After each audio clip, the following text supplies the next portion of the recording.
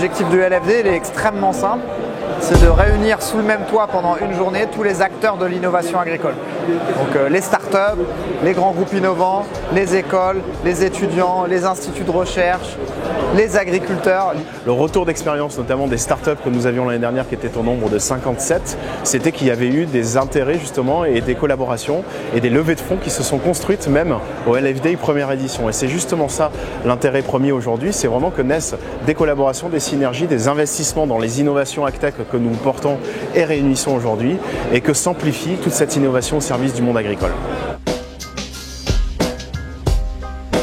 En ce moment, il y a une explosion de l'innovation dans le secteur agricole, avec des chiffres juste impressionnants. Les investissements dans les startups sont passés de 180 millions de dollars à 10 milliards de dollars. Donc on voit qu'on a de plus en plus de gens qui parient sur les innovations agricoles. Et c'est vrai qu'en France, on a un petit train de retard sur les investissements liés à l'AgTech.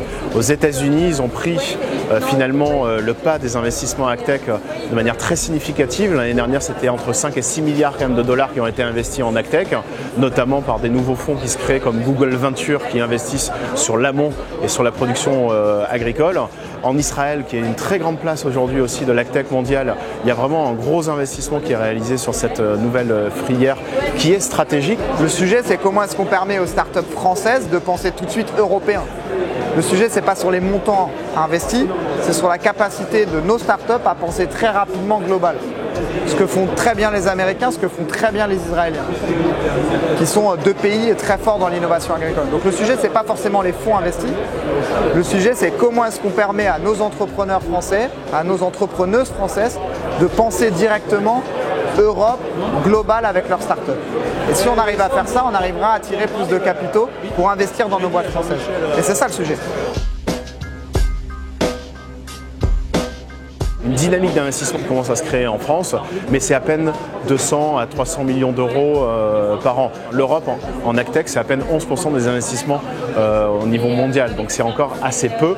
Et pour autant, quand on parle de souveraineté alimentaire, il s'en passera aussi par notre souveraineté d'utilisation de data. Aujourd'hui, on ne veut pas déposséder de la data les agriculteurs qui finalement la construisent et les envoient directement chez des acteurs américains, par exemple, qui eux peuvent intellectualiser, apporter du conseil, parce qu'il en va aussi d'intérêt géopolitique et stratégique pour la France et l'Europe. Aujourd'hui, les startups de la ferme digitale, donc on est 30 startups, c'est 500 salariés en France. C'est 1,5 million de clients et on a un chiffre d'affaires qui dépasse aujourd'hui les 200 millions d'euros. Donc on voit que c'est un marché qui est en train de s'accélérer. On a des fonds d'investissement des quatre coins du globe. Je viens de croiser un fonds d'investissement japonais qui a fait le déplacement juste pour rencontrer les startups de la ferme digitale. Aujourd'hui, on internationalise déjà la ferme digitale. Elle attire beaucoup. Certains veulent déployer l'association avec notre savoir-faire et on a tout intérêt à créer des synergies où on les aide à s'implanter sur le territoire national et elles nous aident à nous implanter aussi sur des territoires extérieurs.